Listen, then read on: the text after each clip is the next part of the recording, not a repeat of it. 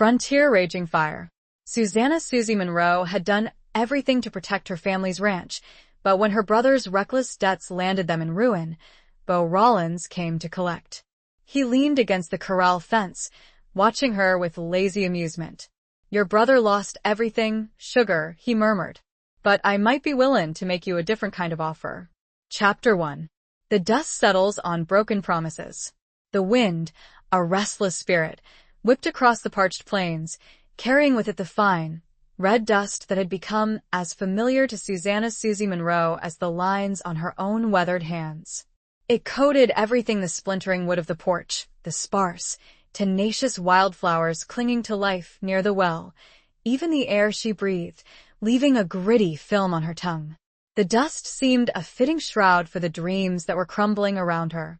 She stood on the porch of the only home she'd ever known, the Monroe Ranch, a sprawling, if now dilapidated, testament to generations of grit and stubborn hope. The house, built of sturdy timber and stone, had once echoed with laughter and the comforting sounds of family. Now it was silent, save for the mournful creak of the wind-battered sign above the gate. Monroe's legacy. A legacy, Susie thought bitterly, that was now worth less than the dust that swirled around her boots. Her gaze swept across the land, once vibrant with cattle and the promise of a future, now barren and desolate. The corrals, once teeming with life, stood empty, their gates hanging open like the slack jaws of a forgotten beast. The vast expanse, stretching out to meet the impossibly blue horizon, felt both liberating and terrifying. Freedom, she had always craved it, but not like this. Not at this cost.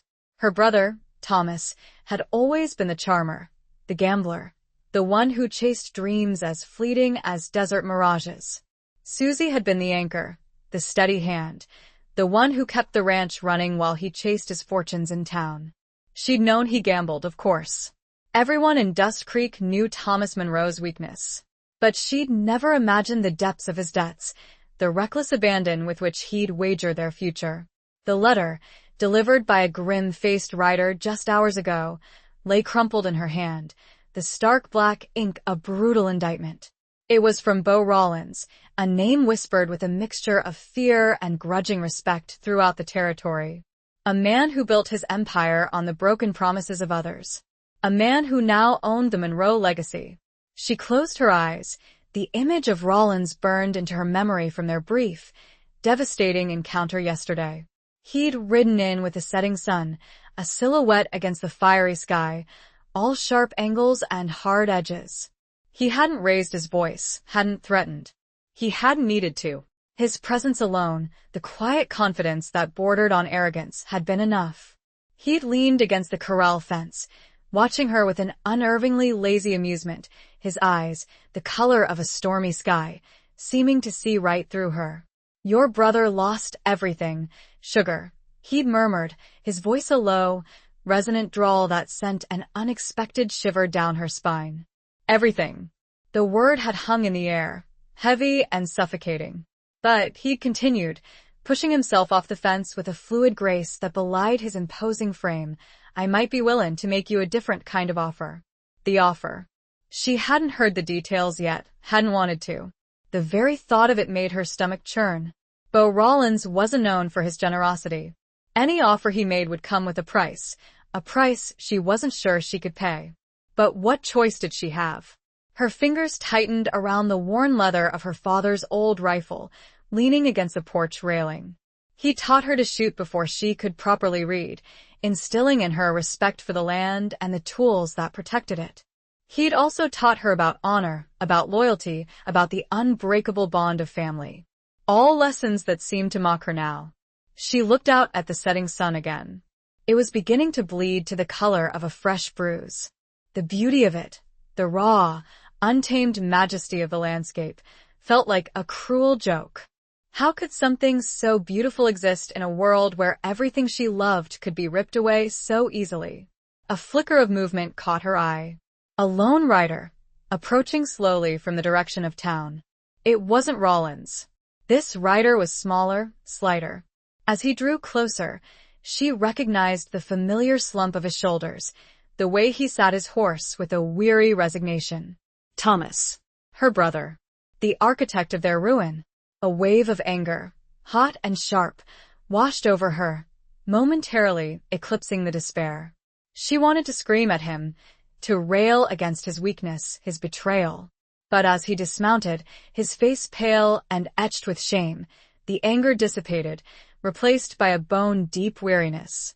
He walked towards her, his boots kicking up small clouds of dust, his eyes avoiding hers. He stopped a few feet away, his hands hanging limply at his sides. "Susie," he began, his voice barely a whisper. I don't know what to say." "Say?" she echoed, her voice flat and emotionless. "There's nothing to say, Thomas." "You said it all with your cards, with your debts, with your lies." He flinched, as if her words were physical blows. "I thought I could win it back," he mumbled, his gaze fixed on the dusty ground. "I thought I could fix it." "Fix it?" Susie laughed, a harsh, brittle sound that startled even herself. "You can't fix this, Thomas." "You've broken everything." He looked up at her then, his eyes filled with a desperate plea. "There has to be something. Some way." Susie shook her head. "There's Rollins' offer," she said, the words tasting like ash in her mouth. "That's all that's left." Thomas's face went even paler. "What offer?" he asked, his voice trembling. Susie didn't answer. She couldn't bring herself to speak the words, to give voice to the humiliating proposition that had been simmering in the back of her mind. She simply turned and looked out at the darkening landscape, the vast, unforgiving expanse that held both her past and her uncertain future. The wind howled, a mournful cry that echoed the turmoil in her heart. The first stars began to appear, cold and distant, offering no comfort, no guidance, only the stark reminder of her isolation. What would become of them, stranded between a brother's broken promise and a debt in spurs? Chapter 2. A bargain struck under a bleak sky. The silence stretched between them, taut and heavy, punctuated only by the sighing wind and the distant, mournful howl of a coyote. Thomas shuffled his feet, his gaze darting around the desolate yard, avoiding Susie's piercing stare. He looked smaller, somehow, diminished by the weight of his failure. The cocky swagger that had always been his trademark was gone, replaced by a hangdog expression that tugged at a reluctant thread of pity in Susie's heart. "What offer, Susie?" he repeated, his voice barely above a whisper. "What did Rollins say?" Susie finally turned to face him, her expression unreadable. The last rays of the setting sun cast long, distorted shadows, making her appear taller, more formidable than she felt. "He said he might be willing to renegotiate the terms." "Renegotiate?" Thomas seized on the word like a drowning man grasping at a piece of driftwood. "What does that mean? Does he want more money?" I can, his voice trailed off, the hopelessness of his situation evident even to him. Susie took a deep breath, steeling herself for the words she had to speak. "He doesn't want money, Thomas. Not anymore." He frowned, confusion clouding his already distressed features. "Then what? What does he want?" She met his gaze, her own eyes filled with a mixture of anger, resentment, and a strange, unsettling anticipation. "He wants me." The words hung in the air, stark and brutal. Thomas stared at her, his mouth agape, his face draining of what little color it had left. "You? What are you talking about?" Susie explained, her voice flat and devoid of emotion, as if she were reciting a grocery list rather than outlining the terms of her own servitude. Rollins had proposed a partnership, a marriage, in name if not in spirit. He would keep the ranch, but she would stay on, managing it, working it, ensuring its profitability. In return, he would clear Thomas's debts, leaving him free to do whatever it was Thomas did with his freedom. As she spoke, she watched the emotions flicker across her brother's face. Disbelief, horror, guilt, and finally, a flicker of something that looked disturbingly like relief. "He can't do that," Thomas protested weakly, but even he didn't sound convinced. That's barbaric." Susie gave a short, humorless laugh. "Barbaric? This whole territory is barbaric, Thomas. We live by a different code out here." A code you seem to have forgotten. But you can't marry him, Susie. He's Rollins. And I'm a Monroe, she retorted, her voice hardening.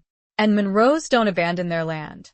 We don't abandon our family, even when that family has betrayed us.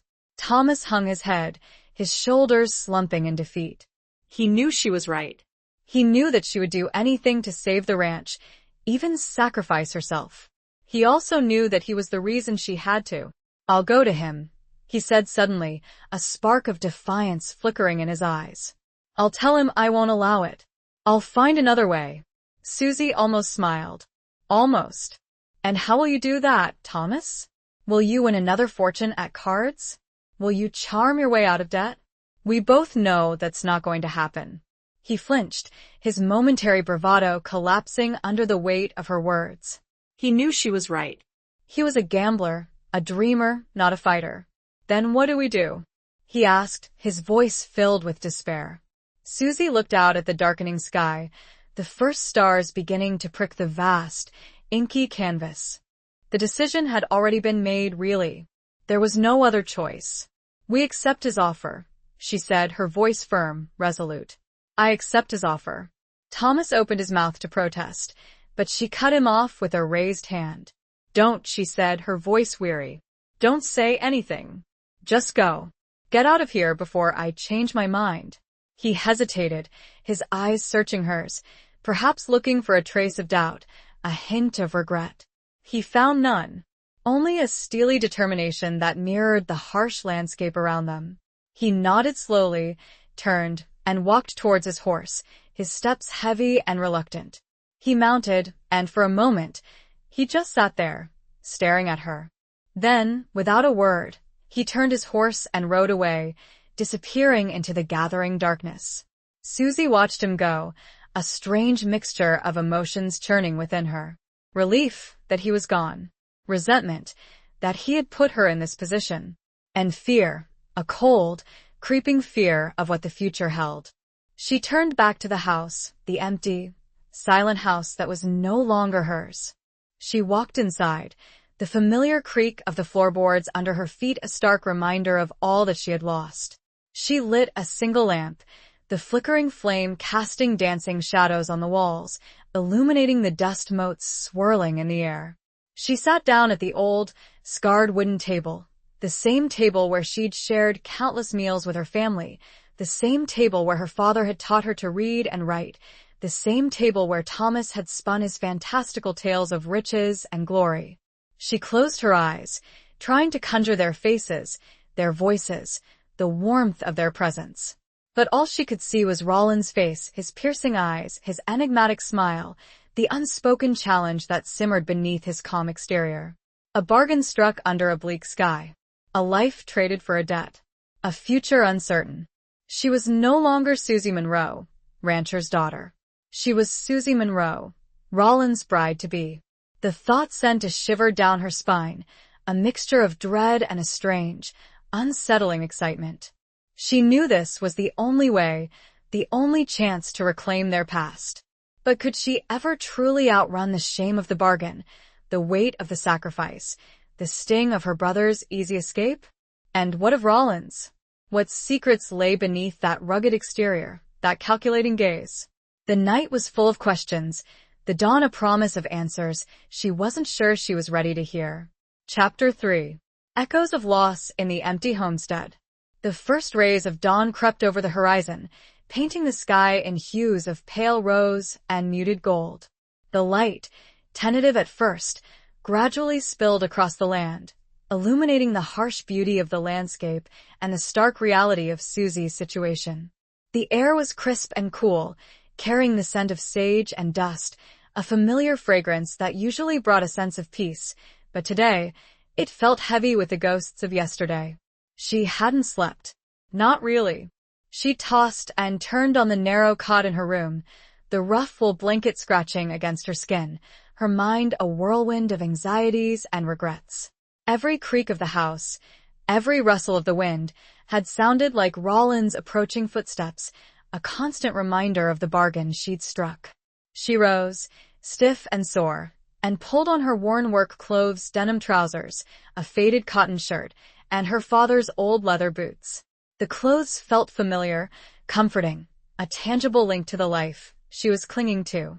She splashed water on her face from the chipped porcelain basin, the coldness a welcome shock to her system. As she looked in the small, cracked mirror above the basin, she barely recognized the woman staring back at her. Her eyes, usually bright and full of life, were shadowed with exhaustion and a deep, unsettling sadness. Her face, tanned and weathered from years of working under the sun, looked drawn and pale. She was only 28, but she felt decades older. She left the house, stepping out into the cool morning air. The ranch was eerily quiet. No lowing of cattle, no clucking of chickens, no cheerful calls of ranch hands starting their day. Just the silence, broken only by the wind and the occasional cry of a hawk circling high above.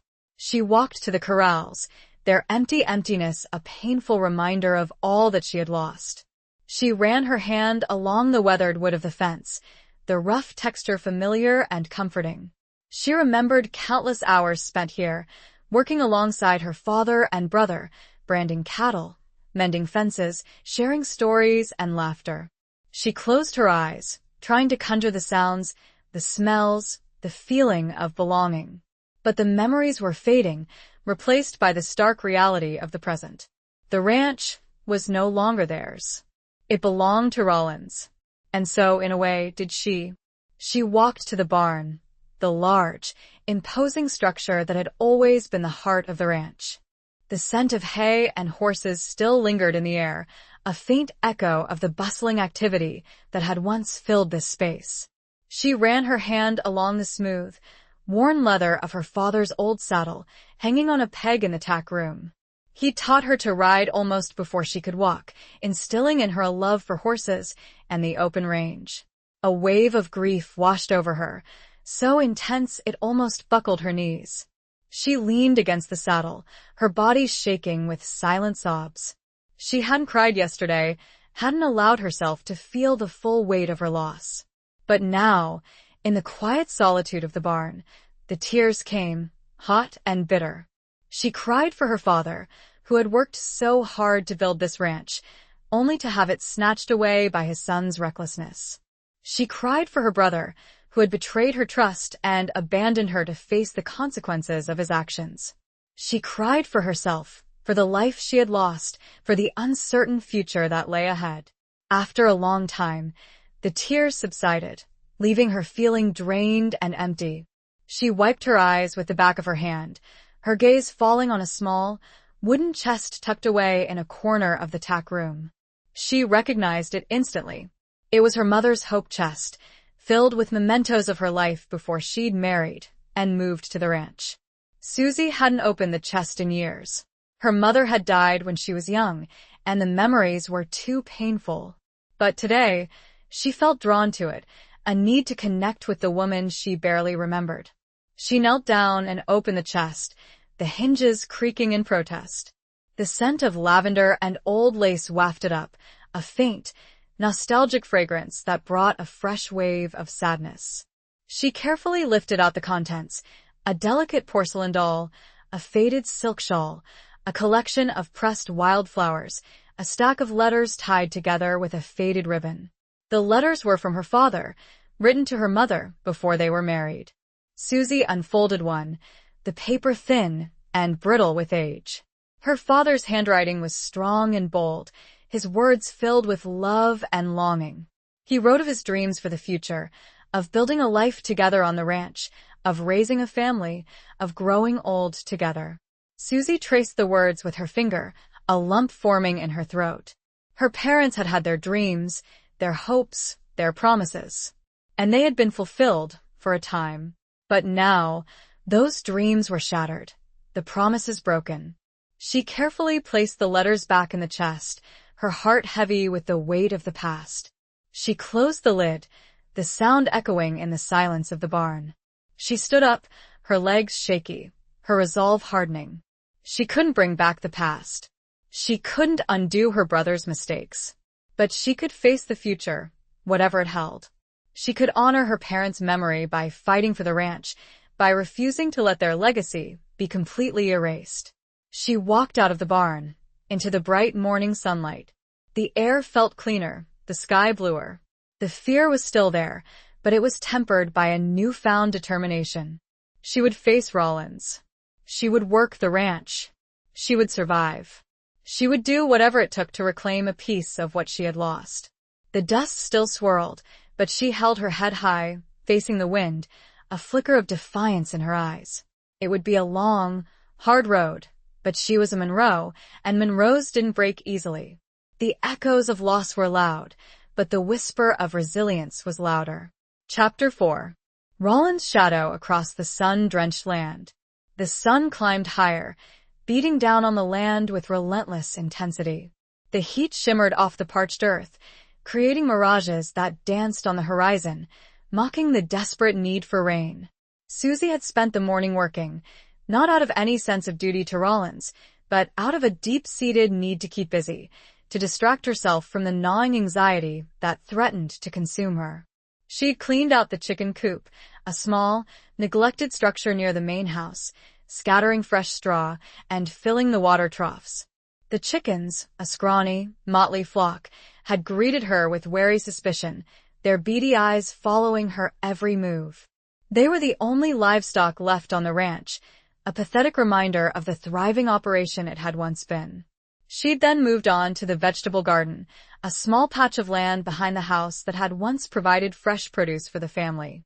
It was overgrown with weeds, the soil dry and cracked. She'd spent hours pulling weeds, her hands raw and bleeding, her back aching, her sweat mingling with the dust. She worked with a fierce determination, driven by a need to exert some control over her life, to feel the familiar rhythm of physical labor, to connect with the land that was both her heritage and her burden. She refused to think about Rollins, about the impending arrival that cast a long, dark shadow over her every thought. But she couldn't ignore him completely. He was everywhere, in the empty corrals, in the silent house, in the very air she breathed. He was a constant, looming presence, a threat and a promise, a source of both fear and a strange, unsettling fascination. As the sun reached its zenith, she finally stopped, leaning against the rough wooden fence surrounding the garden, her body exhausted, her mind numb. She wiped the sweat from her brow with the back of her hand, her gaze sweeping across the vast expanse of the ranch. That's when she saw him. He was riding towards the house, a solitary figure on a magnificent black stallion.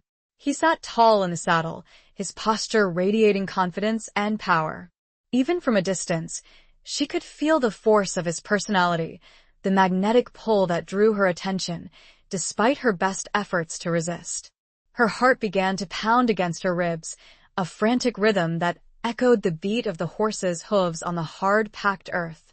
She felt a surge of adrenaline, a mixture of fear and anticipation. She wanted to run, to hide, to disappear into the vastness of the landscape. But she knew she couldn't. She had to face him. She had to face her future. She straightened her shoulders, lifted her chin, and waited. As he drew closer, she could see the details of his appearance. He was even more imposing up close. He was tall, broad-shouldered, with a lean, muscular build honed by years of hard living. His face was tanned and weathered, etched with lines that spoke of experience and a hint of ruthlessness. His eyes, the color of a stormy sky, were sharp and intelligent, assessing her with a cool detachment that sent a shiver down her spine. He wore a dark, well-worn Stetson that shadowed his face, a denim shirt that stretched taut across his chest, and leather chaps that protected his legs. A gun belt hung low on his hips, the silver buckle gleaming in the sunlight. He looked every inch the powerful, dangerous man he was reputed to be. He reined in his horse a few feet from her, the animal snorting and pawing the ground, its restless energy mirroring the tension that crackled in the air. He dismounted with a fluid grace, his movements economical and precise. He stood there, looking at her, his eyes unreadable, his expression enigmatic. The silence stretched between them, thick and heavy. Susie refused to break it. She would not be the first to speak. She would not show him any sign of weakness. Finally, he spoke, his voice a low, resonant drawl that sent another shiver down her spine. "Susie Monroe," he said, his voice a statement, not a question.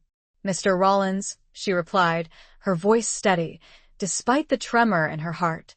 He nodded, a slight inclination of his head. "I see you've been busy." She didn't respond, simply met his gaze, her own eyes unwavering. He let his gaze drift over the small, struggling garden, a hint of amusement flickering in his eyes. "Trying to salvage something from the wreckage?" "Something like that," she said, her voice tight. He turned back to her, his expression hardening. "This ranch is mine now, Miss Monroe. You understand that, don't you?"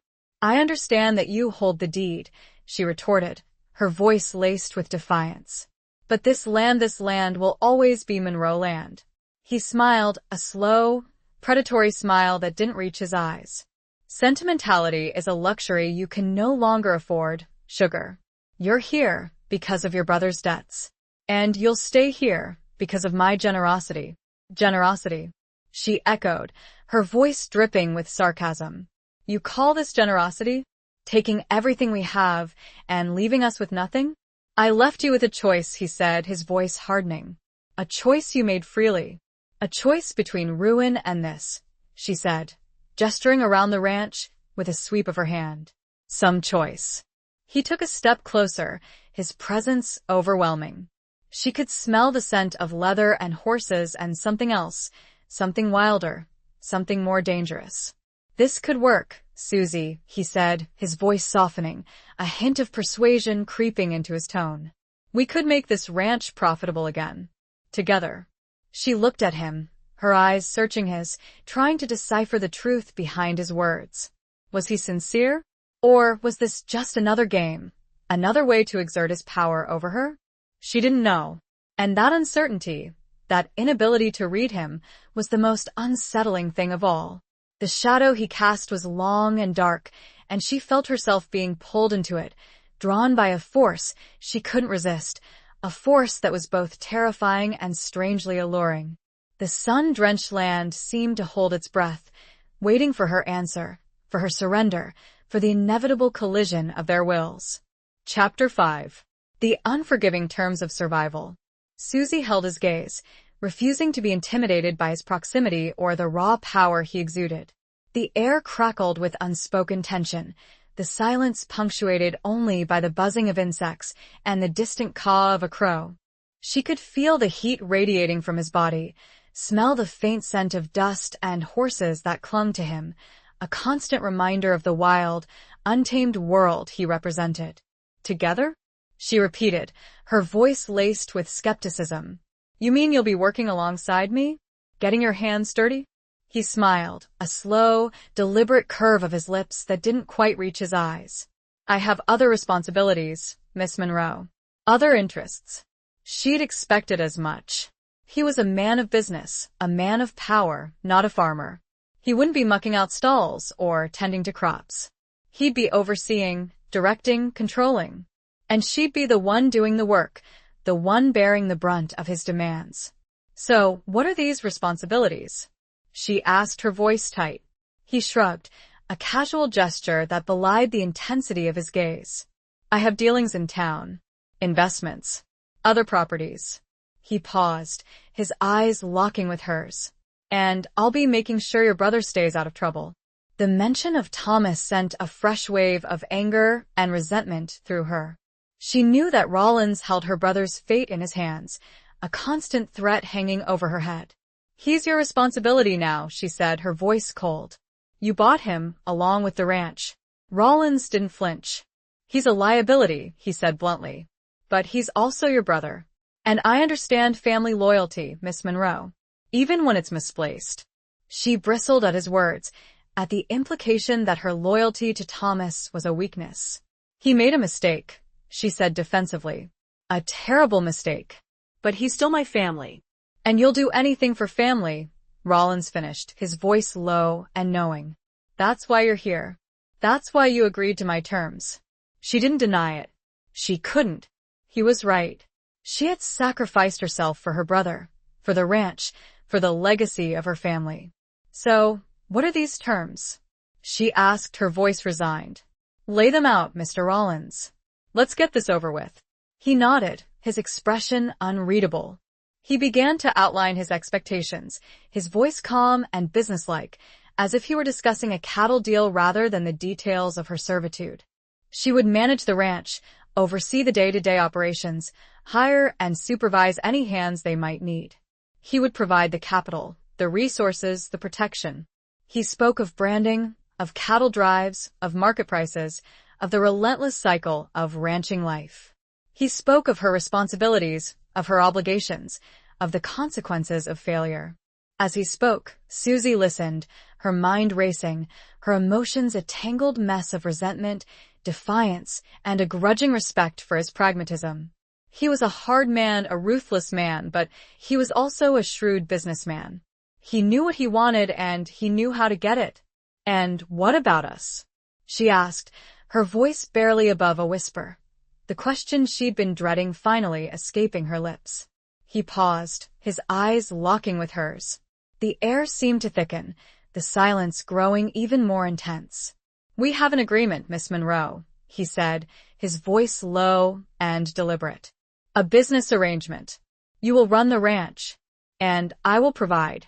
She understood. He wasn't offering her a marriage in any real sense of the word. He wasn't offering her love or companionship or even respect. He was offering her a transaction, a cold, calculated bargain. And if I refuse? She asked, the words a challenge, a desperate attempt to regain some control over her life. He smiled, a slow, chilling smile that sent a shiver down her spine. You won't, he said, his voice confident, assured. You have too much to lose. He was right. She did. She had the ranch, her family's legacy, her brother's freedom. She had nothing left to bargain with. I understand, she said, her voice flat, her gaze fixed on the dusty ground. He nodded, seemingly satisfied. Good, he said. Then we have an agreement. He turned to leave, his boots crunching on the dry earth. He paused at the edge of the garden, his back to her. One more thing, Miss Monroe, he said, his voice low and laced with a hint of steel.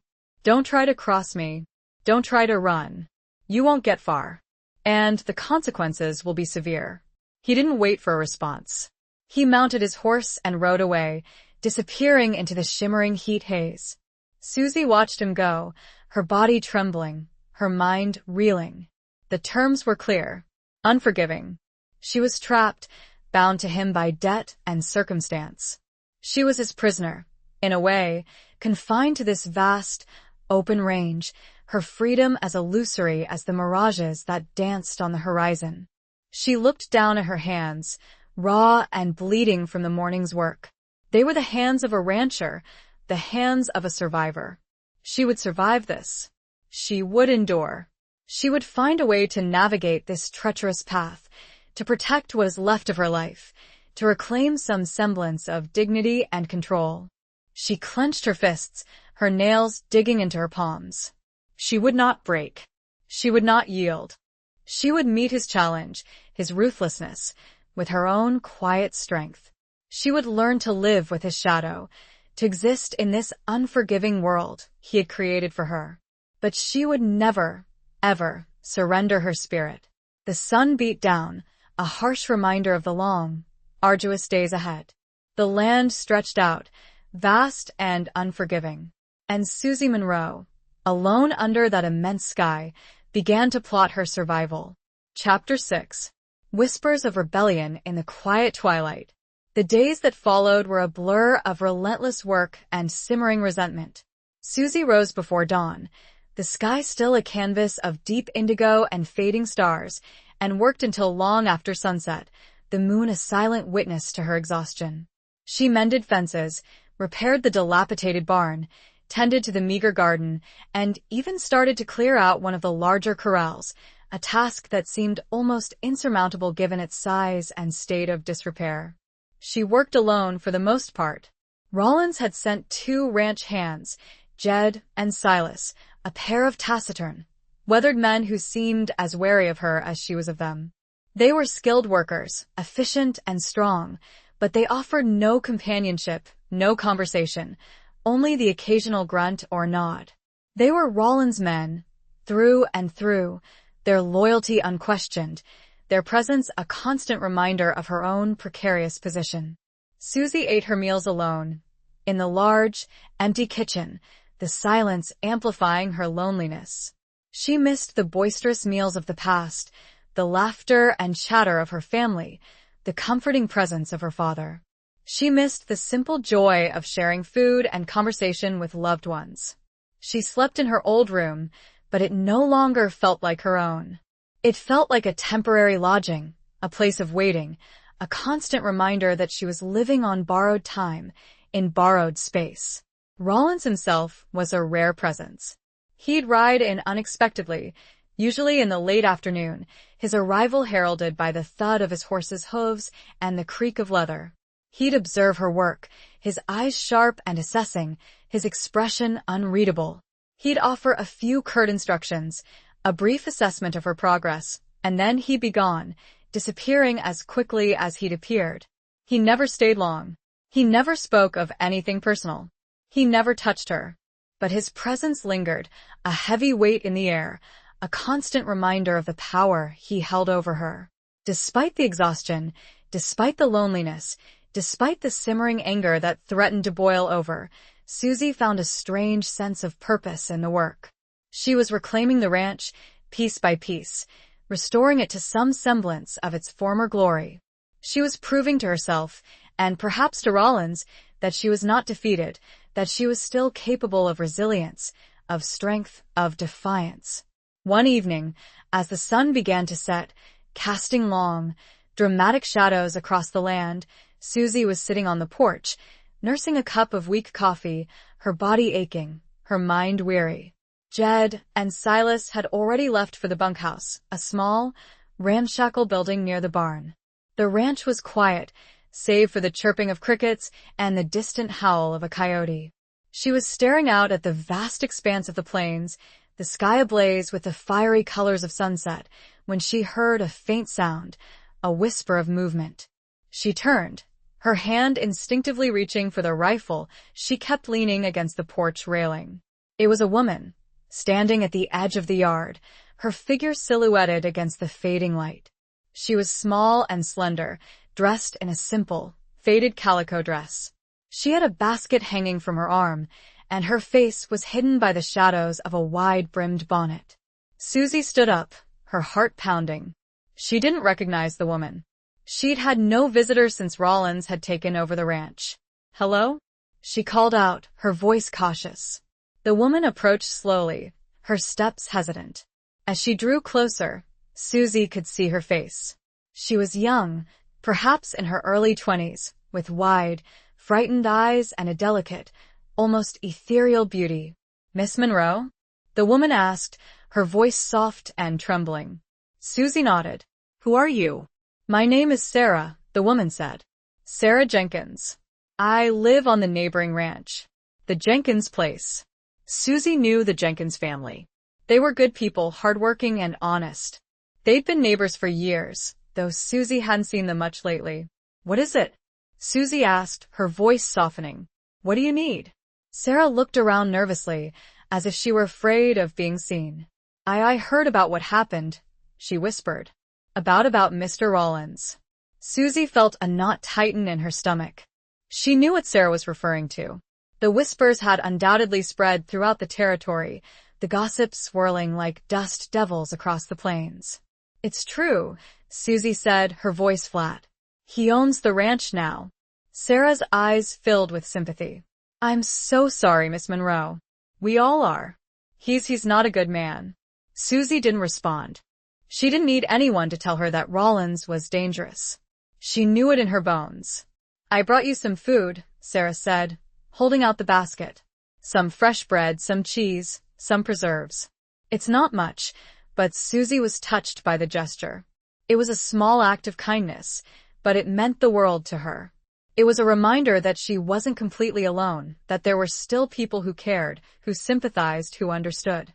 "Thank you," she said, her voice thick with emotion. That's very kind of you. Sarah smiled, a shy, hesitant smile. We all have to look out for each other, she said. Especially now. Especially now? Susie repeated, a question in her voice. Sarah hesitated, glancing around nervously again. There's talk, she whispered. Talk of resistance. Of fighting back. Susie's heart skipped a beat. Resistance? Against Rollins? It seemed impossible, dangerous, foolhardy. But the idea, the whisper of rebellion, sent a flicker of hope through her, a spark of defiance that had been simmering beneath the surface. The twilight deepened, the shadows growing longer, the air filled with the promise of secrets. Sarah's words hung in the air, a dangerous seed planted in the fertile ground of Susie's growing discontent. Was it madness to even consider it? Or was it the only way to reclaim not just the land, but her very soul? Chapter 7. The Weight of a Brother's Betrayal. Sarah's words echoed in Susie's mind long after the young woman had departed, disappearing into the deepening twilight like a fleeting dream. Resistance. The very idea was both exhilarating and terrifying. It was a spark of hope in the suffocating darkness of her situation, but it was also a dangerous flame that could easily consume her. She sat on the porch for a long time, staring out at the star-studded sky, the vastness of the universe mirroring the turmoil within her. She thought of Rollins, of his power, of his ruthlessness. She thought of the ranch, of her family's legacy, of the life she had lost. And she thought of Thomas, her brother, the architect of their ruin. The anger she felt towards Thomas had been a constant companion since he'd ridden away, leaving her to face the consequences of his actions. It was a simmering resentment, a bitter taste in her mouth, a weight on her heart. She had tried to suppress it, to bury it beneath the exhaustion of her daily labor, but it refused to stay buried. She remembered all the times she'd covered for him, all the times she'd made excuses for his behavior, all the times she'd bailed him out of trouble. She'd always been the responsible one, the steady hand, the one who held the family together while he chased his reckless dreams. She'd loved him, of course. He was her brother, her only sibling, her childhood companion. They'd shared laughter and tears, secrets and dreams. But his betrayal had cut deep, deeper than any wound she'd ever experienced. He'd gambled away their future, their heritage, their very lives. And he'd left her to pay the price. Rollins had said he would keep Thomas out of trouble. But what did that mean? Was he simply paying off Thomas's debts, enabling his behavior, perpetuating the cycle of recklessness? Or was he holding Thomas as some sort of hostage, a guarantee of Susie's compliance? She didn't know. And the uncertainty gnawed at her, fueling her anger and resentment. The next day, Susie decided to confront Rollins. She needed answers. She needed to know what was happening to her brother. She needed to assert some control over her life, to show him that she was not a passive victim, a pawn in his game. She waited for him at the main house, her heart pounding, her hands clenched into fists. She'd spent the morning working, but her mind had been elsewhere, her thoughts consumed by the impending confrontation. He arrived in the late afternoon, as usual, riding his black stallion, his presence casting a long, dark shadow across the yard. He dismounted, his movements fluid and graceful, his eyes sharp and assessing. "Miss Monroe," he said, his voice a low drawl. "Is there something you need?" She met his gaze, her own eyes unwavering. "I want to know about my brother," she said, her voice steady, despite the tremor in her heart. He raised an eyebrow, a hint of amusement flickering in his eyes. "Thomas? What about him? Where is he?" she demanded. "What have you done with him?" Rollins smiled, a slow, deliberate smile that didn't reach his eyes. "He's safe," he said. "He's under my protection." "Protection?" she echoed, her voice laced with sarcasm. "Or imprisonment?" He shrugged, a casual gesture that belied the intensity of his gaze. "He's staying out of trouble. That's all that matters." "That's not all that matters," she retorted. "I want to see him. I want to know that he's all right."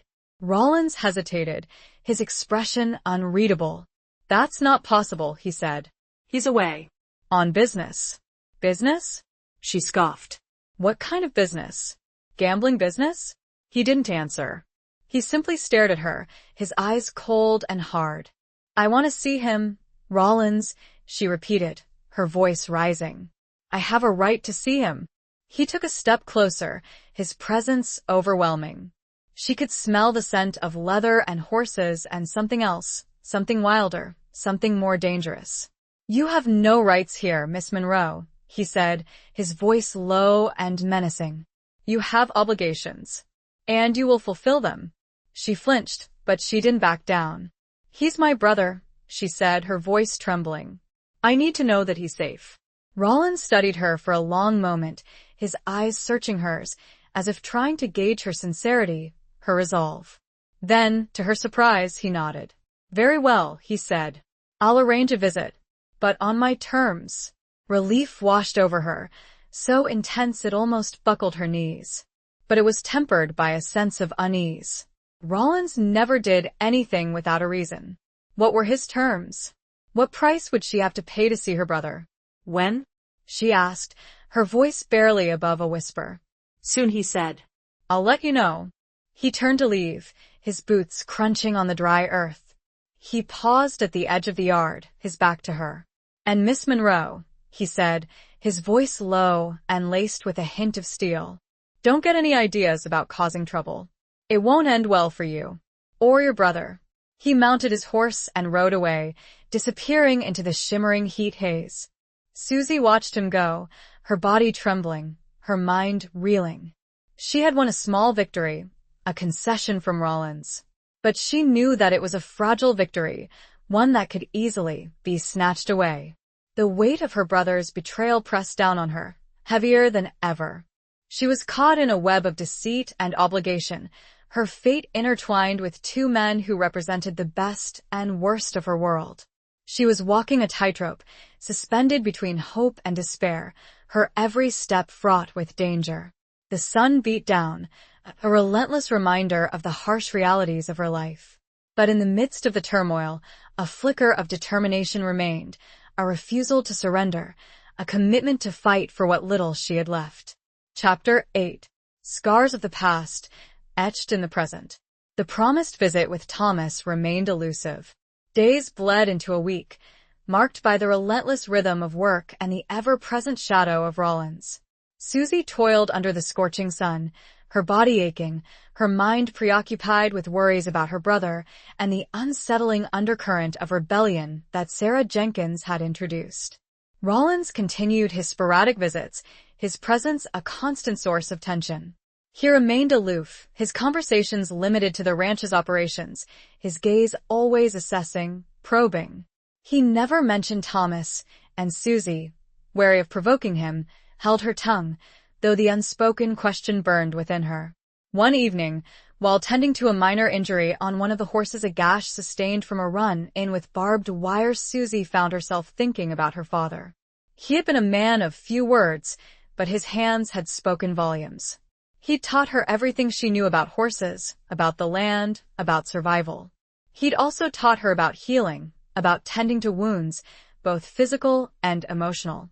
She carefully cleaned the gash, applying a homemade salve of herbs and beeswax, her movements gentle and precise.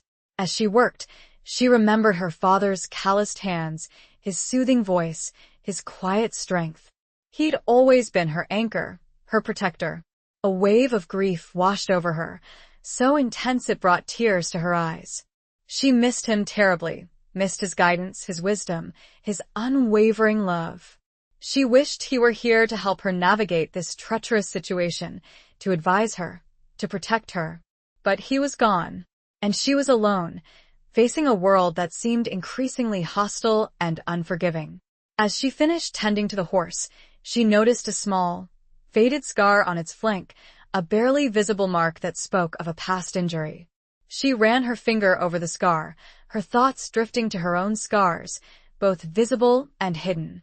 She had a small scar on her left hand, a memento of a childhood accident, a fall from a tree she'd been forbidden to climb. She had other scars, too, deeper scars, scars that weren't visible to the naked eye.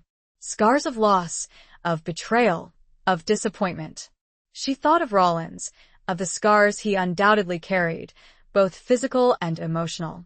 He was a hard man, a ruthless man, but she sensed a vulnerability beneath his tough exterior, a hint of pain that he kept carefully hidden. What had shaped him? What had made him the man he was? What were his secrets, his regrets, his fears? She knew so little about him, yet her fate was inextricably linked to his. She was bound to him by a bargain, by a debt, by a strange, unsettling attraction that she couldn't deny.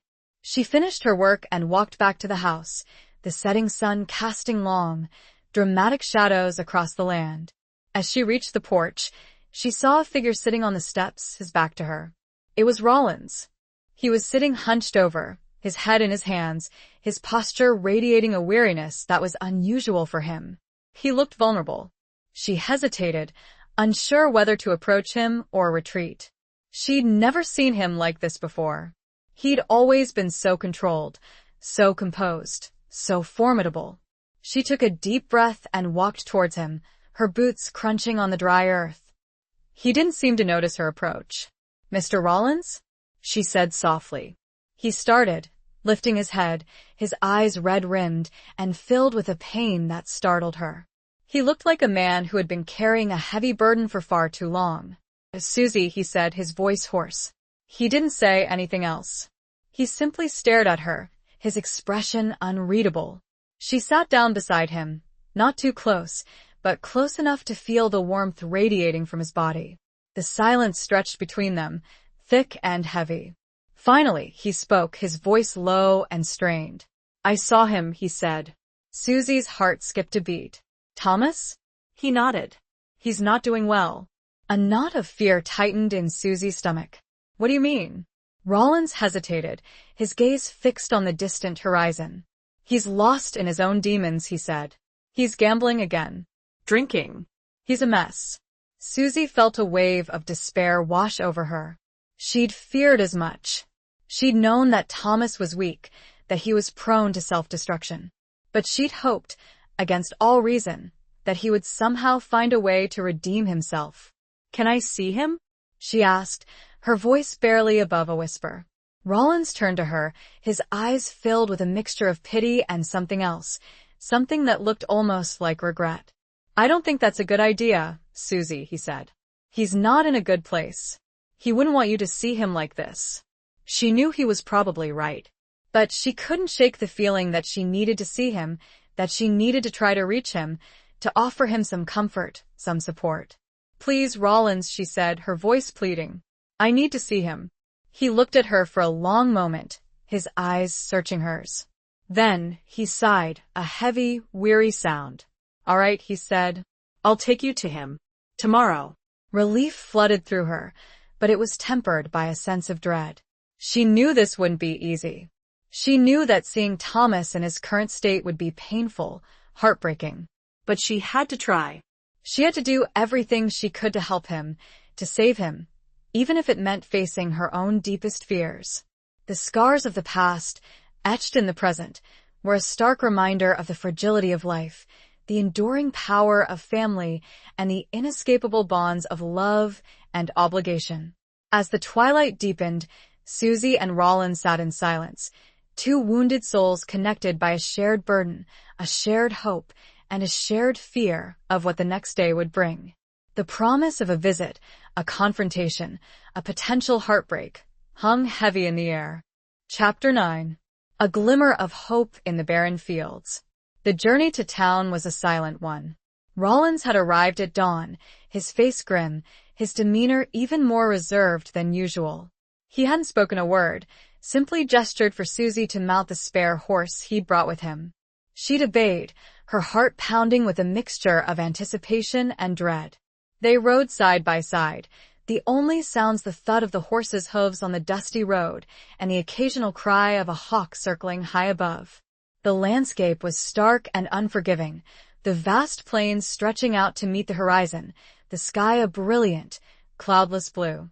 Susie stole glances at Rollins, trying to decipher his mood, to understand what was going through his mind. but his expression was unreadable, his eyes fixed on the road ahead. He seemed lost in his own thoughts, his own worries. She wondered what he was thinking about Thomas, about the situation, about her. She wondered if he regretted his bargain, if he felt any sympathy for her, if he ever questioned his own actions. She knew so little about him, yet her life was so intertwined with his. She was dependent on him, beholden to him, yet she also felt a strange, unsettling connection to him, a bond forged by shared adversity, by the unspoken understanding of two people struggling to survive in a harsh and unforgiving world. As they approached Dust Creek, the small, dusty town that served as the hub of the territory, Susie's anxiety increased. She hadn't been to town since Rollins had taken over the ranch. She didn't know what to expect, how people would react to her, what they would say. The town was much as she remembered it, a collection of weathered buildings huddled together along a single, dusty main street. There was a saloon, a general store, a blacksmith shop, a small church, and a few other nondescript structures. Rollins led her to a small, dilapidated building on the outskirts of town, a place she didn't recognize. It looked like an abandoned warehouse, its windows boarded up, its door hanging crookedly on its hinges. He dismounted and tied his horse to a nearby post. He gestured for Susie to do the same. She obeyed, her hands trembling. "He's in here," Rollins said, his voice low and gruff. He didn't offer any further explanation, any words of comfort or warning. He pushed open the door, the hinges creaking in protest. The interior was dark and musty, the air thick with a smell of stale whiskey and despair. Susie hesitated, her heart pounding in her chest. She wasn't sure she was ready for this. Rollins stepped inside, disappearing into the gloom. Susie took a deep breath and followed him. It took a moment for her eyes to adjust to the darkness. As they did, she saw Thomas. He was sitting on a rickety stool in a corner of the room, his head in his hands, his body slumped in defeat. He looked terrible. His clothes were dirty and torn, his hair was unkempt, his face was pale and gaunt. He looked like a shadow of his former self.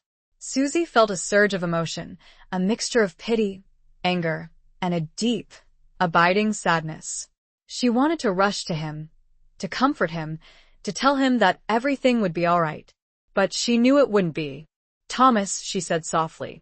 He lifted his head, his eyes red-rimmed and filled with a mixture of shame and despair. He looked at her, his gaze unfocused, as if he weren't quite sure who she was. "Susie?" he said, his voice hoarse. She walked towards him, her steps slow and deliberate. She knelt down beside him, reaching out to touch his arm. He flinched, as if her touch were painful. "Thomas, it's me," she said, her voice trembling. "It's Susie." He stared at her, his eyes slowly clearing. He recognized her, and the recognition brought with it a fresh wave of shame. "Susie," he whispered, his voice filled with remorse. "I'm so sorry." Tears welled up in Susie's eyes. She wanted to scream at him, to rail against his weakness, his betrayal. But she couldn't. All she could feel was a deep, aching sadness for him, for the brother she had lost. "It's all right, Thomas," she said, her voice choked with emotion. "It's all right." She knew it wasn't all right. It would never be all right. But she had to say something, had to offer him some comfort, some hope. They sat there for a long time, not speaking, simply holding each other, their shared grief a tangible presence in the dimly lit room. Rollins stood silently by the door, a dark, watchful figure, his presence a constant reminder of the reality of their situation. As the sun began to set, casting long, faint rays through cracks and holes, painting the room and illuminating the dust motes floating in the air, Susie finally stood up. "I have to go," she said, her voice heavy with sadness. "I'll be back, Tommy, I promise." He looked at her, and the look in his eyes was a plea. It spoke of fear, remorse, and just the tiniest flicker of hope, kindled by her presence and his own deep-seated need. She reached out one last time and stroked the back of his unkempt hair, as she might soothe a frightened animal. Outside, the setting sun felt like a blessing on her tear-stained face. Rollins looked at her, an unspoken question in his eyes. "Let's go," was all she could whisper. Riding back through the fields, now colored gold and orange, the barren land held more than despair. It held the tiniest shoot of green, a glimmer of hope, nourished by a bond that even debt and betrayal could not entirely erase. That night, Susie did not feel quite so alone. Chapter 10. The Dance of Defiance and Desire. The visit to Thomas, though heartbreaking, had a profound effect on Susie. Seeing her brother so broken, so lost, had solidified her resolve. She would not let Rollins win. She would not let him destroy her family, her legacy, her spirit. She would fight back, in her own way, with the tools she had, her resilience, her determination, and her knowledge of the land. She began to work even harder, pushing herself to the limits of her endurance. She was determined to make the ranch profitable again, to restore it to its former glory, not for Rollins, but for herself, for her family, for the memory of her father. She also started to observe Rollins more closely, studying his habits, his movements, his interactions with the ranch hands. She was looking for weaknesses, for vulnerabilities, for any advantage she could find. She noticed that he was often gone for days at a time, traveling to other towns, other properties, pursuing his various interests. She noticed that he relied heavily on Jed and Silas, trusting them implicitly, delegating authority to them. She noticed that he had a certain restlessness about him, a dissatisfaction that seemed to simmer beneath his calm exterior. She also noticed that he was watching her, too. She'd catch him staring at her across the yard, his eyes intense and unreadable. She'd feel his gaze on her as she worked, a silent, watchful presence that sent shivers down her spine. It was a strange dance, this dance of defiance and desire. She hated him, resented him, feared him. Yet she was also drawn to him, fascinated by him, intrigued by the power he exuded, by the mystery that surrounded him. One evening, as she was returning to the house after a long day in the fields, she found him waiting for her on the porch. He was leaning against the railing, his arms crossed, his posture radiating a casual confidence that belied the intensity of his gaze. "Miss Monroe," he said, his voice a low drawl. "You've been working hard." She met his gaze, her own eyes unwavering. "I'm doing what I agreed to do," she said, her voice steady. He smiled, a slow, deliberate curve of his lips that didn't quite reach his eyes. "Indeed," he said. "And you're doing it well." She didn't respond, simply stared at him, her expression unreadable. He pushed himself off the railing and took a step closer, his presence overwhelming. She could smell the scent of leather and horses and something else, something wilder, something more dangerous. "I've been thinking," he said, his voice low and laced with a hint of something she couldn't quite decipher. "About the ranch. About us." Her heart skipped a beat. She wasn't sure what he was getting at, but she knew it was important. "What about us?" she asked, her voice barely above a whisper. He reached out and touched her cheek, his fingers surprisingly gentle. She flinched, but she didn't pull away. "We could make this work, Susie," he said, his voice soft, persuasive. "We could build something together. Something significant." She looked at him, her eyes searching his, trying to understand the meaning behind his words. Was he offering her a partnership? A truce? Or something more? "I don't understand," she said, her voice trembling. He smiled, a genuine smile this time, a smile that reached his eyes and transformed his face, making him look almost handsome. "I think you do," he said. He leaned closer, his breath warm on her face. "I think you feel it too." He was referring to the attraction, the undeniable pull that existed between them, the spark that had been simmering beneath the surface since their first encounter. She had tried to deny it, to ignore it, but she couldn't. It was there, a palpable force, a dangerous temptation. She knew she should resist him, should push him away, should remind him of the bargain, of the debt, of the power he held over her. But she couldn't. She was drawn to him, mesmerized by him, her body betraying her mind. His other hand came up and cupped the back of her neck, beneath the heavy fall of her hair. The gesture was intimate, possessive. She looked into his eyes and saw a flicker of something she hadn't seen before. Not just desire, but a hint of vulnerability, a glimpse of the man beneath the rugged exterior. The twilight deepened. The sounds of the ranch seemed to fade. "Beau," she whispered, his name a surprise even to her. He lowered his head, his lips brushing against hers, a tentative, questioning touch. It was a kiss that was both a surrender and a challenge, a collision of two worlds, a merging of two wills. It was a kiss that sealed their fate, for better or for worse, a kiss that ignited a fire that could either consume them or forge them into something new, something stronger. The dance had begun, and there was no turning back. Chapter 11. Secrets unveiled under the desert moon.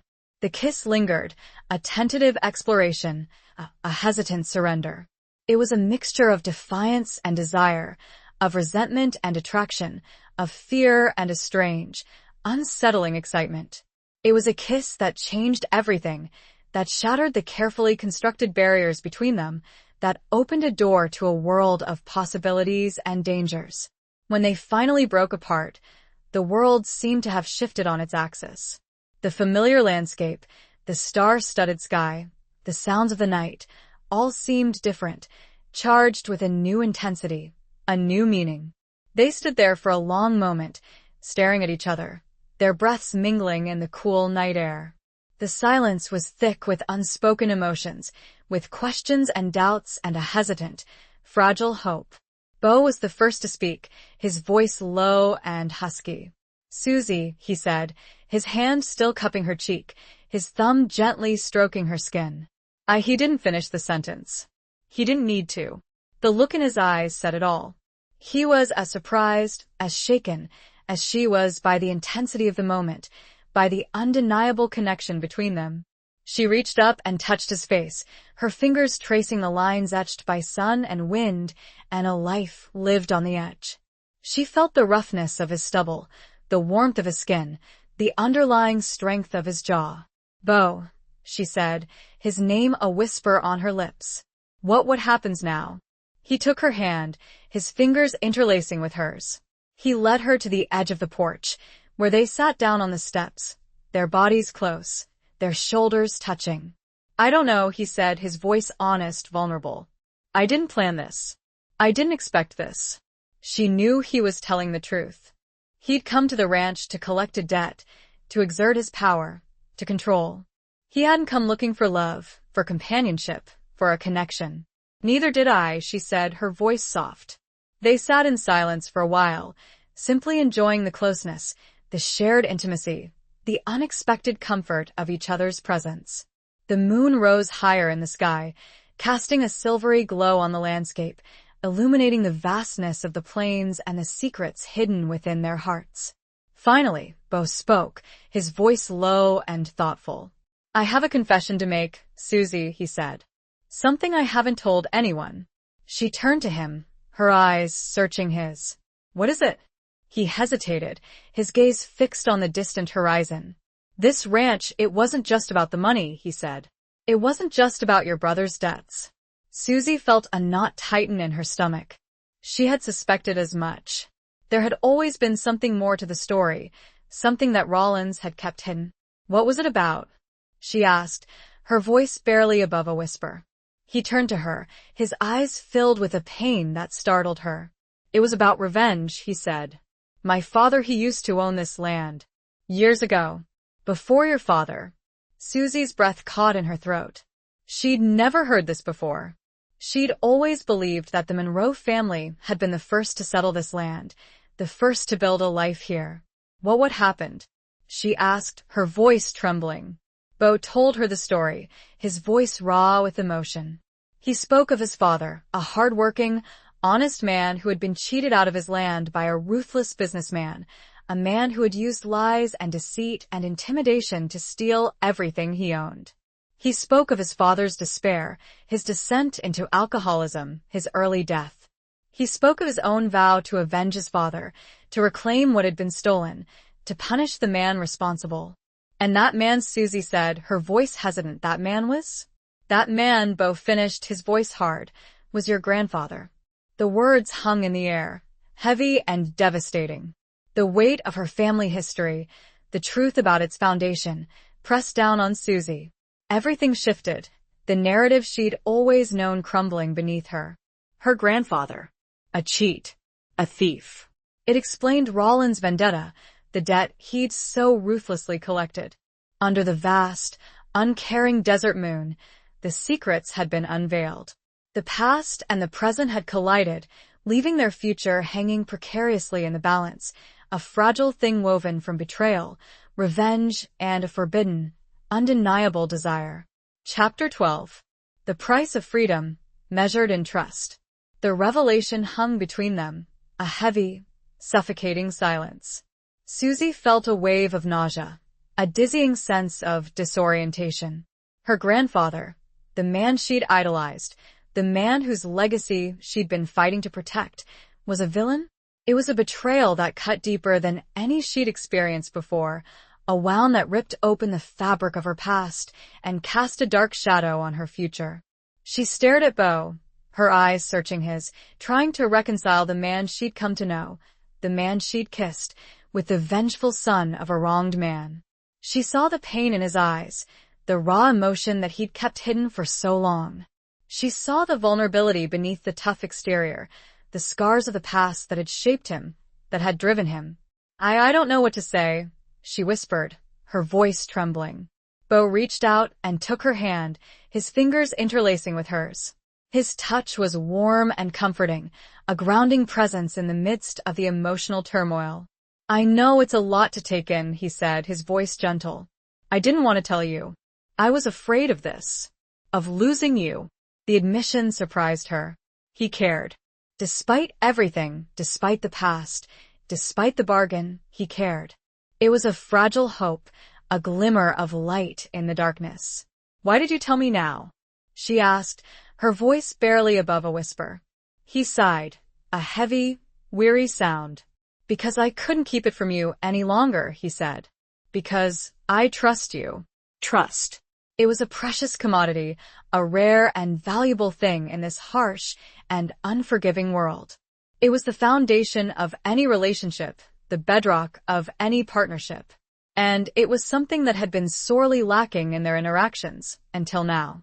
I don't know if I can believe you, she said, her voice honest, vulnerable. I don't know if I can trust you. He nodded, understanding her hesitation, her doubts. I know, he said. And I don't blame you. But I'm asking you to try. I'm asking you to give me a chance. She looked at him, her eyes searching his. She saw the sincerity in his gaze, the genuine plea in his expression. She saw the man he was, the man he could be, beneath the layers of pain and resentment. She thought of her grandfather, of the lies and deceit that had built their family's legacy. She thought of Thomas, of his weakness, his betrayal. She thought of her own struggles, her own losses, her own scars. She realized that she had a choice. She could cling to the past, to the anger and resentment, to the comfortable narrative of her family's history. Or she could embrace the present, the uncertain future, the possibility of something new, something better. What about the ranch? She asked, her voice hesitant. What about the agreement? Beau smiled, a slow, genuine smile that reached his eyes and transformed his face. The ranch is yours, Susie, he said. It always has been. I never wanted it. I just wanted justice. She stared at him, disbelief warring with a surge of hope. You're giving it back? He nodded. Consider it a wedding gift. The words took her breath away. A wedding gift? He was still talking about marriage, about a future together, despite everything. But why? She asked, her voice trembling. Why would you do that? He reached out and touched her cheek, his fingers tracing the curve of her jaw. Because I love you, Susie Monroe, he said, his voice low and husky. I love you, and I want to build a life with you. A life based on honesty and trust and love. The words were a balm to her soul, a healing salve to her wounds. She had been so afraid of him, so resentful of him, so convinced that he was her enemy. But he wasn't. He was her lover, her partner. her future. Tears welled up in her eyes, tears of relief, of gratitude, of a love that had blossomed in the most unlikely of places, in the midst of adversity and despair. "I love you, too, Beau Rollins," she said, her voice choked with emotion. He leaned in and kissed her, a long, passionate kiss that sealed their commitment, their love, their future. It was a kiss that promised a new beginning, a fresh start, a life built on the ashes of the past. The price of freedom, she realized, was not measured in dollars or acres, but in trust. And that trust, hard-won and fragile, was worth more than anything in the world. The desert moon, a silent witness to their reconciliation, seemed to shine a little brighter, illuminating the path ahead, a path fraught with challenges, but also filled with hope and love and the promise of a future they would build together. Chapter 13. Blood on the Land, a bond forged in fire. The newfound peace, the fragile happiness that Susie and Beau had found, was shattered just a few weeks later. The idyllic interlude, filled with shared work, quiet evenings on the porch, and the slow blossoming of their love, came to an abrupt and brutal end. It started with whispers, rumors circulating in town about a band of outlaws, led by a ruthless man named Black Bart Callahan, who were terrorizing the territory, raiding ranches, stealing cattle, and leaving a trail of violence and destruction in their wake. Beau had been increasingly concerned, spending more time in town, gathering information, trying to assess the threat. He'd warned Susie to be careful, to stay close to the house, to keep the rifle handy. She'd tried to reassure him, telling him that they were safe, that the outlaws wouldn't dare attack the Rollins ranch. But deep down, she was afraid. She'd heard the stories, the tales of Callahan's brutality, his disregard for human life. One evening, as the sun was setting, casting long, ominous shadows across the land, the attack came. Susie and Beau were sitting on the porch, enjoying a rare moment of quiet, when they heard the sound of approaching riders, the thunder of hooves on the hard-packed earth. Beau jumped up, his eyes scanning the horizon. "Get inside," he ordered, his voice sharp and urgent. Susie didn't hesitate. She grabbed the rifle from its resting place beside the door and followed him into the house. He bolted the door and began securing the windows, his movements quick and efficient. "How many?" Susie asked, her voice trembling. "A dozen, maybe more," Beau replied, his face grim. "It's Callahan." Susie's heart pounded in her chest. This was her worst nightmare come true. She'd faced adversity before, but she'd never faced anything like this. This was a fight for survival, a battle against a ruthless enemy who would show no mercy. The outlaws surrounded the house, their shouts and jeers echoing in the gathering darkness. They began firing their guns, bullets shattering windows, splintering wood, filling the air with the acrid smell of gunpowder. Beau returned fire, his shots precise and deadly. He was a skilled marksman, honed by years of experience. But they were outnumbered, outgunned. Susie took up a position at a window, her hands shaking as she aimed her rifle. She'd shot animals before, for food, for protection. But she'd never shot at a human being. She saw one of the outlaws, a young man with a wild look in his eyes, charging towards the house. She took aim, her finger tightening on the trigger. She fired. The man stumbled, his body jerking as the bullet struck him. He fell to the ground, his lifeless eyes staring up at the sky. Susie felt a wave of nausea, a sickening realization of what she'd done. She'd taken a life. But she didn't have time to dwell on it. She had to keep fighting. She had to protect herself, protect Beau, protect the ranch. The battle raged for what seemed like an eternity. The outlaws were relentless, their attacks growing bolder, more desperate. They set fire to the barn, the flames leaping high into the night sky, casting an eerie, orange glow on the scene. Beau was wounded, a bullet grazing his arm, blood soaking through his shirt. Susie bandaged the wound as best she could, her hands trembling, her heart filled with fear. "We can't hold them off much longer," Beau said, his voice strained. "We have to make a run for it." He had a plan. They would sneak out the back door, make their way to the creek, and follow it to a hidden cave he knew of. It was a long shot, a desperate gamble, but it was their only chance. They waited for a lull in the firing, then made their move. They slipped out the back door, keeping low to the ground, using the darkness as cover. They reached the creek, the cool water a welcome relief against their sweat-soaked skin. They followed the creek for what seemed like miles, the sound of gunfire fading behind them. They reached the cave, a small, hidden opening in the rock face, just as dawn was breaking. They were safe for now, but they were exhausted, wounded, and emotionally drained. The ranch was likely destroyed, their future uncertain. They huddled together in the cave, their bodies touching, their shared fear a tangible presence. Bo held Susie close, his arms wrapped around her, offering comfort and protection. "We'll get through this, Susie," he said, his voice low and reassuring. "We'll rebuild. We'll start again." She nodded, her head resting against his chest, listening to the steady beat of his heart. She believed him. She had to. He was her strength, her protector, her love. They had faced death together, had fought side by side, had witnessed the brutal reality of violence and destruction. Blood had been spilled on the land, a testament to the harshness of their world. But their bond, forged in the fire of adversity, was stronger than ever. They had survived, and they would continue to survive together. The attack had been a brutal awakening, but it had also been a testament to their resilience, their love, and their unwavering determination to build a life together, no matter the cost. Chapter 14. The Shifting Sands of Loyalty and Deceit. The days following the attack were a blur of hardship and uncertainty. Susie and Bo remained hidden in the cave, tending to their wounds, rationing their meager supplies, and waiting for an opportunity to return to the ranch, to assess the damage, to begin the long process of rebuilding. Bo's arm was healing, slowly but surely. Susie had cleaned and bandaged the wound, using herbs she'd gathered near the creek.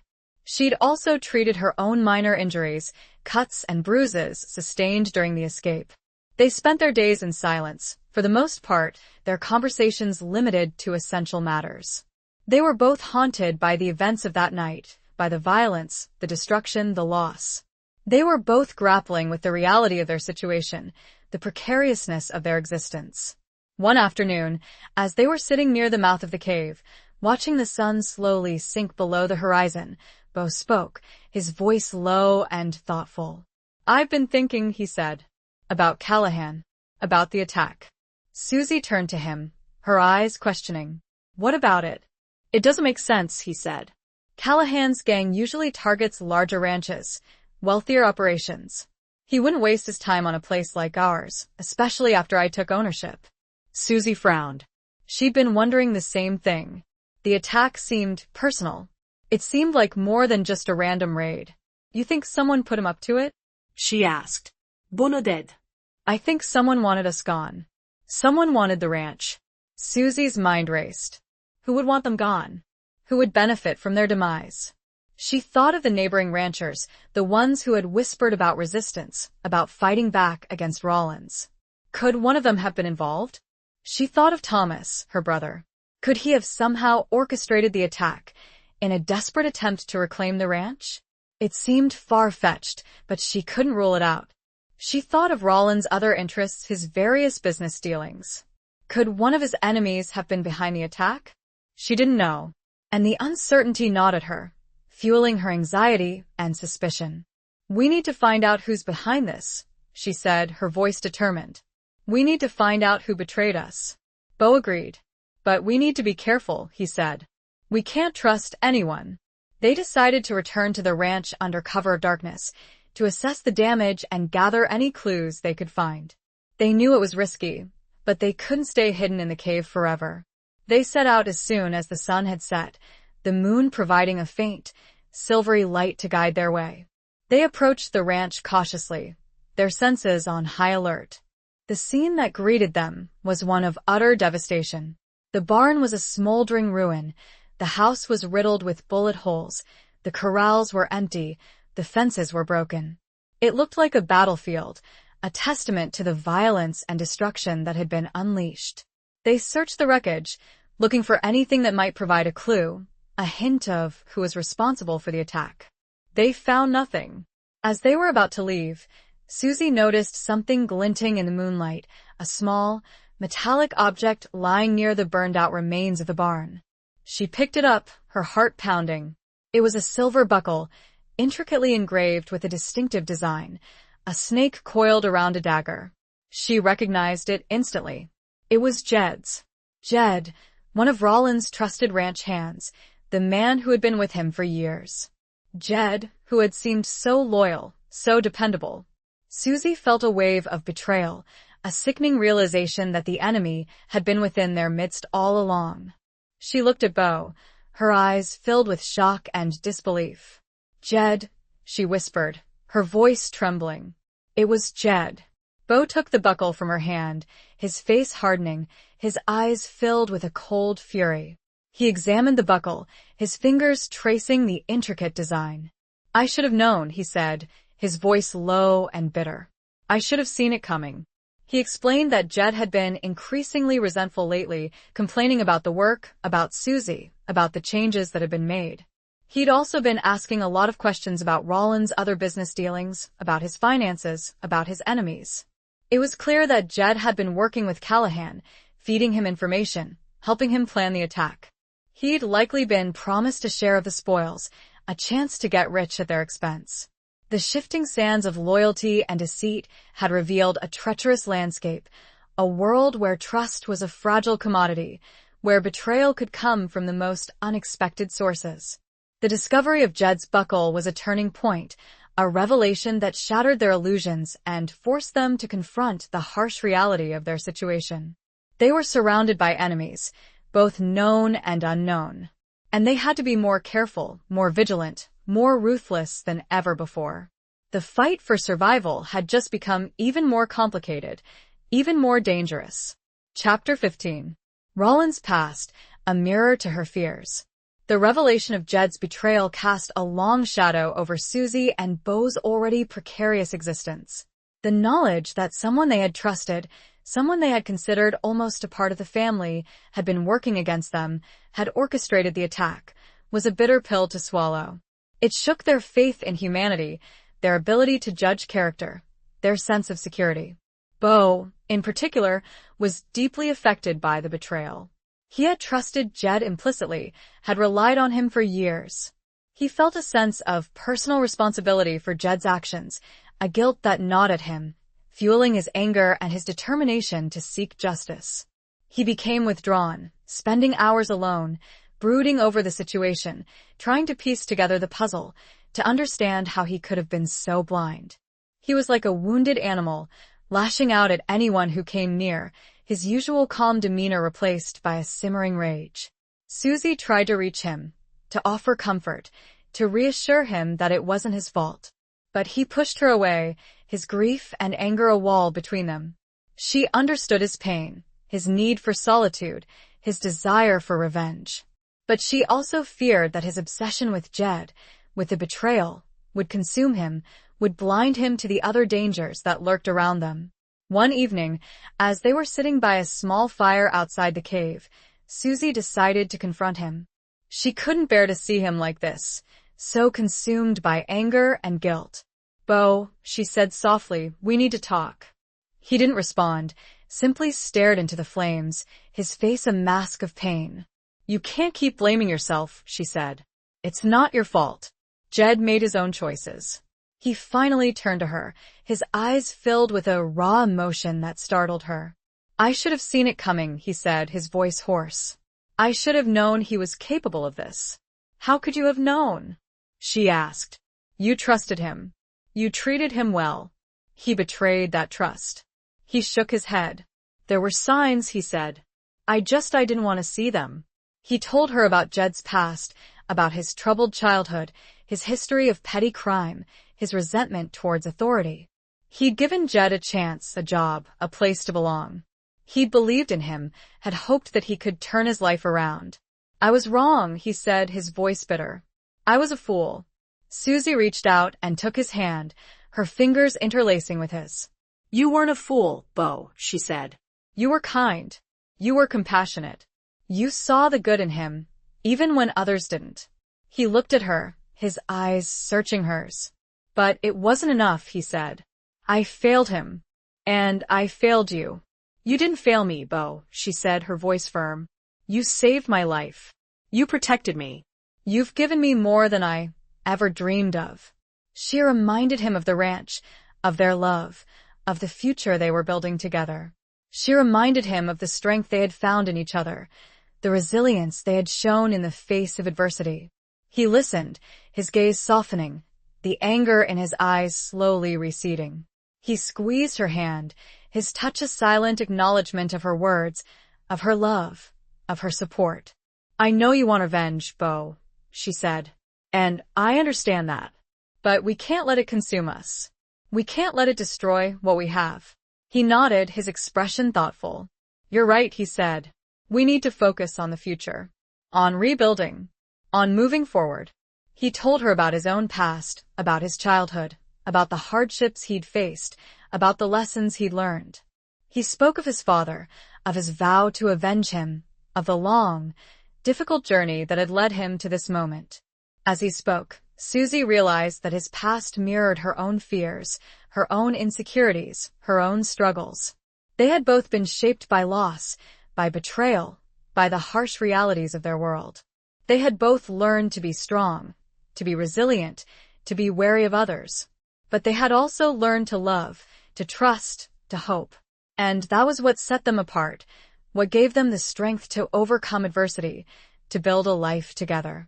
The conversation was a turning point, a cathartic release of pent-up emotions, a reaffirmation of their love and their commitment to each other. It was a reminder that they were not alone, that they had each other, that they could face anything as long as they faced it together. Rollins' past, a mirror to her fears, had also become a source of strength, a testament to the enduring power of love and forgiveness. The night was still dark, the future still uncertain, but a new sense of understanding, of shared vulnerability, had illuminated their path, guiding them towards a future where trust could be rebuilt and wounds could heal. Chapter 16. The unspoken truths between them. The shared confidences of the previous night had created a new intimacy between Susie and Beau. The walls they had built around their hearts, the defenses they had erected against a harsh and unforgiving world, had begun to crumble, replaced by a fragile trust, a tentative vulnerability. They returned to the ranch, no longer hiding in the shadows, but walking tall, their heads held high, their determination renewed. The devastation was still overwhelming, a stark reminder of the violence they had endured, the loss they had suffered. But it no longer felt insurmountable. They had each other, and they had a plan. They began the arduous task of rebuilding, clearing away the debris, salvaging what they could, making plans for the future. They worked side by side, their shared labor a testament to their resilience, their commitment, their love. They also began to investigate Jed's betrayal, trying to uncover his motives, his connections, his accomplices. They knew he hadn't acted alone. There were others involved, others who had wanted them gone, others who still posed a threat. They questioned the remaining ranch hands, Silas, and a newly hired man named Caleb, a young, quiet, but seemingly capable worker. They were wary, cautious, unsure who they could trust. Silas, though gruff and taciturn, seemed genuinely shocked by Jed's betrayal.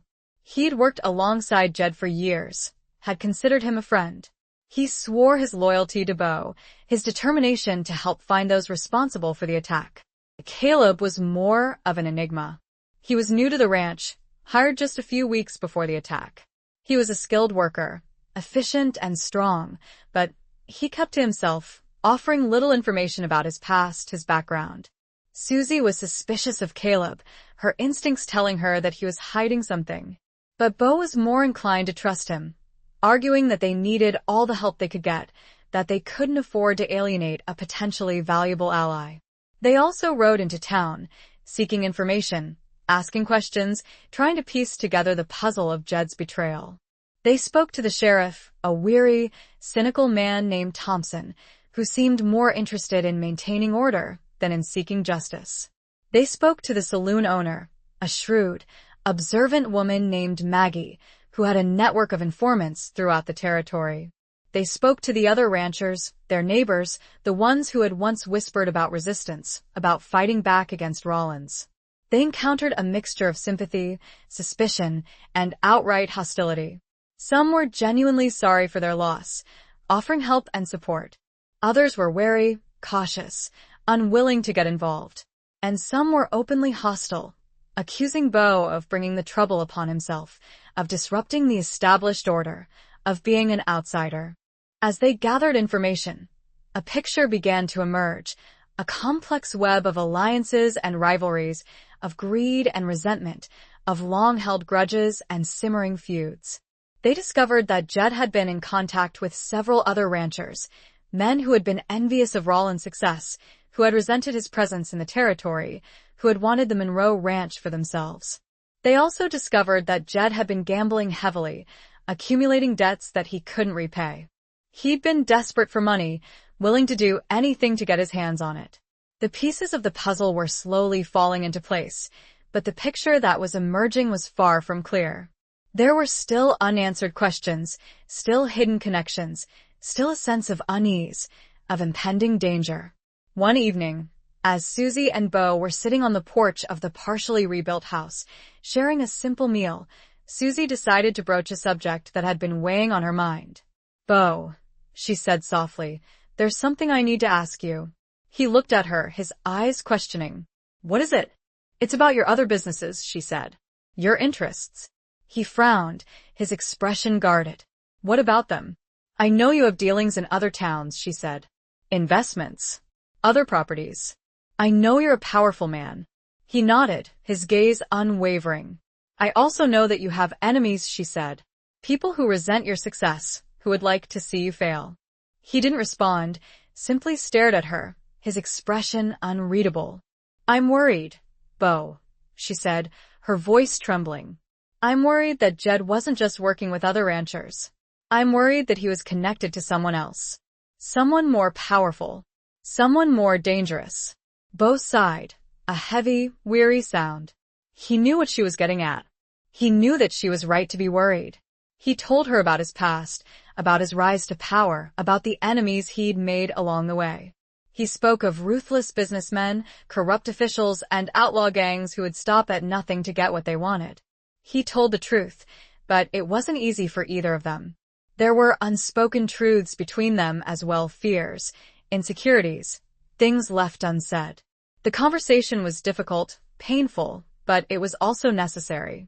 It was a step towards greater transparency, towards a deeper understanding, towards a stronger bond. The unspoken truths, though still present, were less of a barrier, replaced by a shared vulnerability, a shared determination to face the dangers together, to protect each other, to build a life based on honesty and trust and love. The night was filled with a sense of foreboding, but also with a sense of hope, a sense of resilience, a sense of unwavering commitment to each other. Chapter 17. A Reckoning Under the Storm-Racked Sky. The information Bo shared about his past, his enemies, and his interests confirmed Susie's worst fears. The attack on the ranch wasn't just a simple act of greed or revenge by disgruntled neighbors. It was something far more complex, far more dangerous, a tangled web of conspiracies and rivalries that stretched far beyond the boundaries of Dust Creek. Bo had made enemies, powerful enemies, men who would stop at nothing to destroy him, to take what he had. And now those enemies were targeting Susie, too. She was no longer just a rancher's daughter, a woman caught in the crossfire of her brother's debts. She was a player in a deadly game, a target in a war she hadn't even known existed. The knowledge was terrifying, but it was also empowering.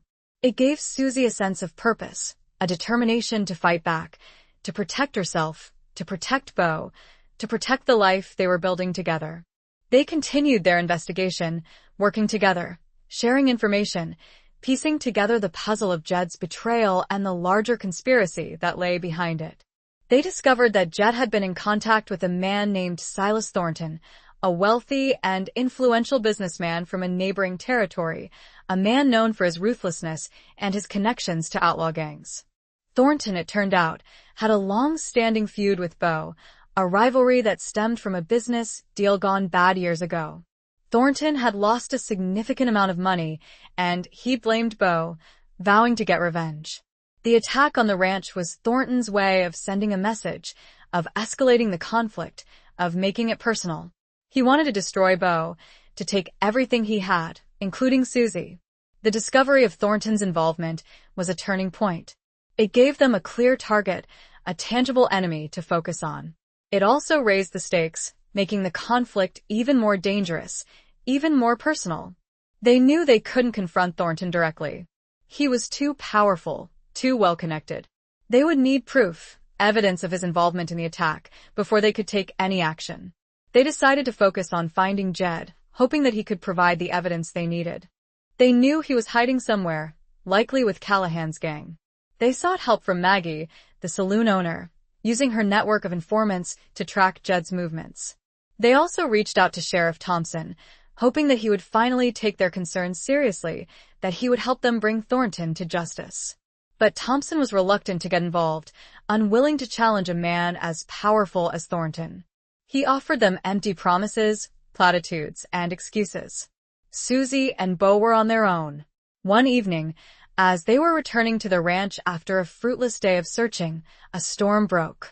The sky, which had been a clear, cloudless blue, turned a menacing shade of gray, the wind howling like a banshee, the rain lashing down with a ferocity that was both terrifying and exhilarating.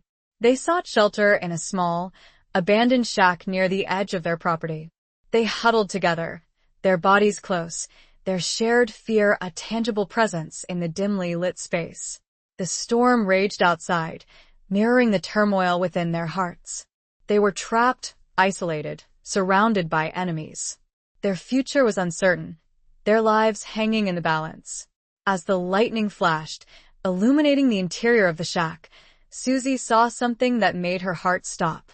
It was a figure, standing outside the window, his face pressed against the glass, his eyes glinting in the darkness. It was Jed. He was soaking wet, his clothes torn and dirty, his face bruised and bloodied. He looked like a hunted animal, desperate and terrified. Beau saw him too. He reached for his gun, his eyes filled with a cold fury. "Don't," Susie said, grabbing his arm. "Let's hear what he has to say." Beau hesitated, his anger warring with his sense of reason. He knew that killing Jed wouldn't solve anything. It wouldn't bring back the ranch. It wouldn't erase the past. It wouldn't bring them justice. He lowered his gun, his gaze fixed on Jed. Susie opened the door, her heart pounding in her chest.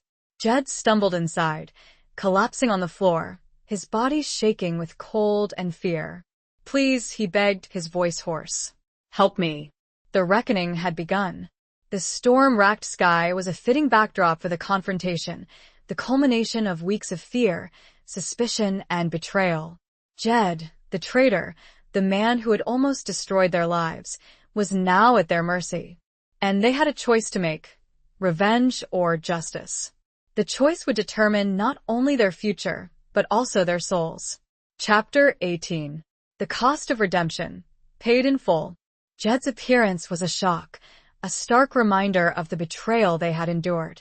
He was a pathetic figure, his bravado gone, replaced by a desperate plea for help. The storm raged around them, mirroring the tempest of emotions swirling within Susie and Beau. "Help you?" Beau said, his voice laced with contempt. "You betrayed us, Jed. You nearly got us killed." Jed cowered, his eyes darting around the small shack, his body trembling. "I know," he whispered. "I know. And I'm sorry. I never wanted. I didn't have a choice." "Everyone has a choice," Susie said, her voice cold. She had felt pity for him when they had seen him before. But here, faced with the direct result of his actions, her pity was replaced with anger and a need for answers. "Thornton," Jed said, his voice barely above a whisper. "He forced me. He threatened my family. Buscuffed." "Thornton? You expect us to believe that?" Jed nodded frantically. "It's true. He said he'd kill my sister, my mother, if I didn't help him. He wanted the ranch. He wanted revenge. He explained how Thornton had approached him, how he'd offered him money, how he'd threatened his family.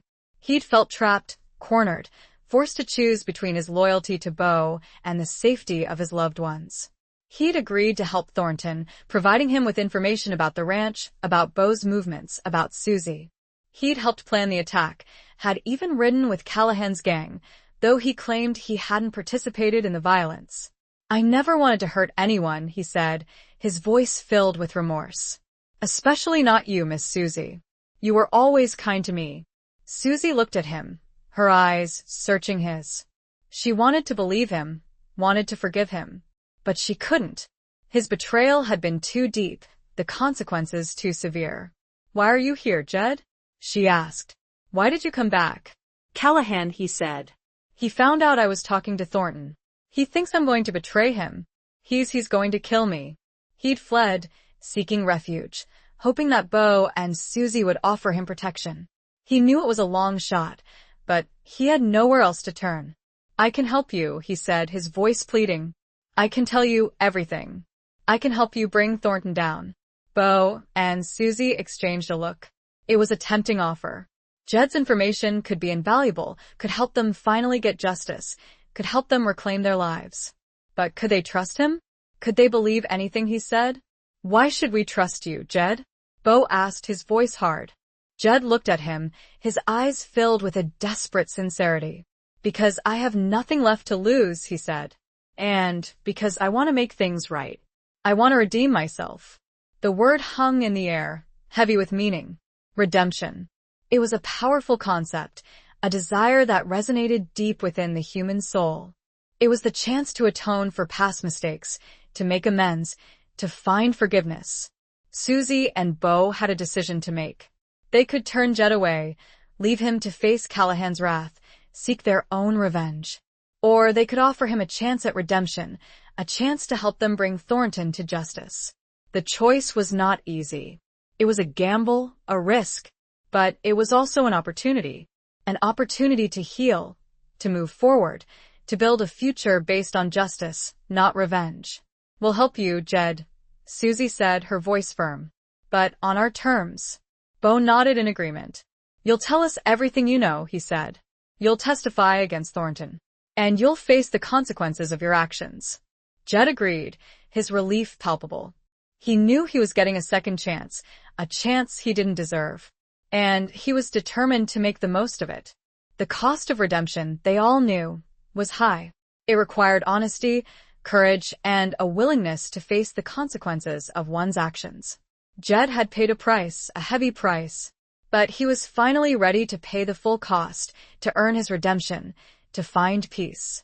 The storm outside began to subside, the wind dying down, the rain softening to a drizzle. The clouds parted, revealing a sliver of moon, a faint ray of hope in the darkness. The reckoning had been painful, but it had also been cleansing. The truth had been revealed, the wounds had begun to heal, and the path to justice, to redemption, had been cleared. Chapter 19. Rebuilding from the Ashes of Despair.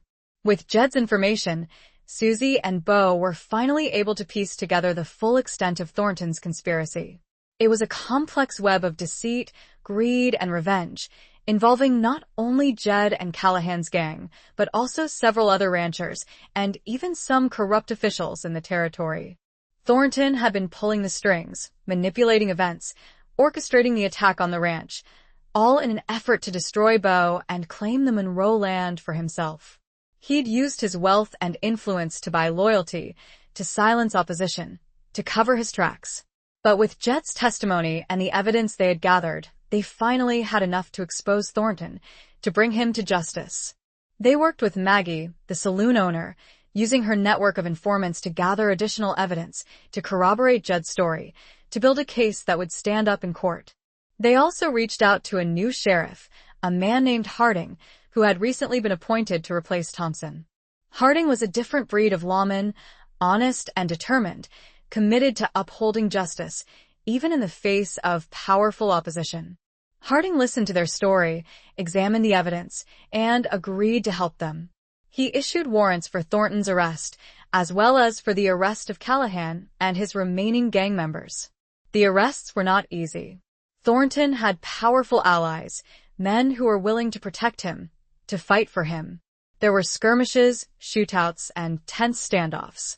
But with Beau and Susie's determination and Harding's unwavering commitment to justice, Thornton and his cohorts were eventually apprehended, brought to trial, and convicted.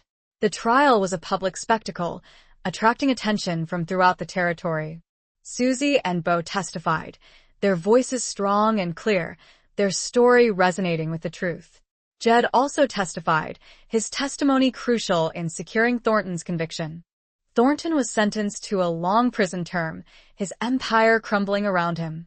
Callahan and his gang members received similar sentences. Jed, in exchange for his cooperation, received a reduced sentence, a chance to atone for his past mistakes, to start a new life. The victory was sweet, but it was also bittersweet.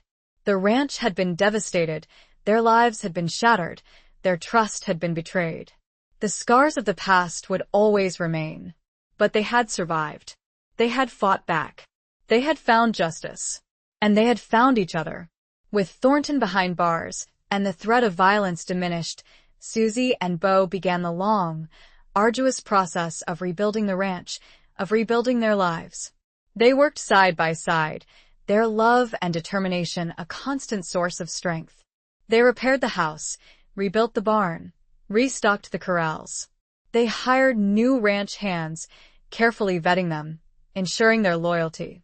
They planted new crops, tended to the livestock, and slowly, painstakingly, restored the ranch to its former glory. They also worked to heal the wounds of the past, to forgive those who had wronged them, to move forward with their lives. They visited Jed in prison, offering him forgiveness and support. They reached out to their neighbors, the ones who had remained loyal, offering them friendship and assistance. The ranch became a symbol of resilience, of hope, of the enduring power of love and determination. It was a place of healing, of new beginnings, of a future built on the ashes of despair. Susie and Beau, stronger and more united than ever, finally had the time and space to turn their attention back to the neglected aspects of their daily lives. They spent evenings together, talking, laughing, sharing their dreams for the future. They knew that the road ahead would not be easy. There would be challenges, setbacks, and obstacles. But they also knew that they could face anything, as long as they faced it together. The ashes of despair had given way to the fertile ground of new beginnings. The ranch, once a symbol of loss and betrayal, was now a testament to their love, their resilience, and their unwavering commitment to each other. The rebuilding was not just of structures, but of lives, of trust, of a future filled with hope. Chapter 20. The final confrontation of hearts and horizons. Years passed. The Monroe Ranch, once a scene of devastation and despair, had blossomed into a thriving enterprise, a testament to Susie and Beau's hard work, their resilience, and their unwavering love. The scars of the past remained, visible in the weathered wood of the rebuilt barn, in the faint lines on Beau's arm, in the shared memories that sometimes haunted their dreams. But they were no longer defining features, no longer sources of pain and regret. They were reminders of the battles they had fought, the challenges they had overcome, the strength they had found in each other. Their relationship had deepened, strengthened by the trials they had endured, the secrets they had shared, the love that had blossomed in the most unlikely of circumstances. They had built a life together, a life based on honesty, trust, and mutual respect. They had found a rhythm, a harmony, a deep and abiding connection that transcended the hardships of the past. They had also built a family. 2 children, a boy named Thomas, after Susie's brother, and a girl named Sarah, after the young woman who had offered Susie kindness and a whisper of rebellion in her darkest hour. The children were their pride and joy, the embodiment of their hopes and dreams for the future. Thomas, Susie's brother, had returned to Dust Creek a changed man. He'd served his time, had battled his demons, and had emerged sober and determined to make amends for his past mistakes. He worked on the ranch, alongside Beau and Susie, his skills and knowledge proving invaluable. He was still a charmer, still a dreamer, But he was also responsible, reliable, and deeply grateful for the second chance he'd been given. The relationship between Susie and Thomas had healed, the wounds of betrayal slowly fading, replaced by a renewed sense of family, of forgiveness, of unconditional love. One evening, as Susie and Beau were sitting on the porch, watching the sunset paint the sky in hues of orange and purple, they reflected on their journey, on the long and winding road that had led them to this moment of peace and contentment. "I never thought I'd be happy again," Susie said, her voice soft, her hand resting on Beau's arm. "After everything that happened, I thought my life was over." Beau smiled, his eyes filled with love and tenderness. "You were stronger than you knew, Susie," he said. "You were always strong." "But I was lost," she said. "I was broken. You helped me find my way back. You helped me heal." He leaned in and kissed her, a gentle, loving kiss that spoke volumes. "We helped each other, Susie," he said. "We found each other. And we built something beautiful, something lasting, out of the ashes of despair." They sat in silence for a while, simply enjoying the beauty of the sunset, the peace of the evening, the comfort of each other's presence. The children were playing in the yard, their laughter echoing in the twilight, a testament to the joy and happiness that had filled their lives. "There's one more thing," Susie said. Beau. Susie looked at Beau, a question in her eyes. "I never properly proposed," he said, a twinkle in his eye. "All those years ago, it was a bargain, a business arrangement." But now he reached into his pocket and pulled out a small, velvet box. He opened it, revealing a simple, elegant ring, a single diamond sparkling in the fading light. "Susie Monroe," he said, his voice filled with emotion. "Will you marry me? For real, this time. Not because of debts or obligations, but because I love you, because I want to spend the rest of my life with you." Tears welled up in Susie's eyes, tears of joy, of gratitude, of a love that had endured the test of time, the trials of adversity. "Yes, Beau Rollins," she said, her voice choked with emotion. "Yes, I will." He slipped the ring onto her finger, a perfect fit. It was a symbol of their love, their commitment, their future together.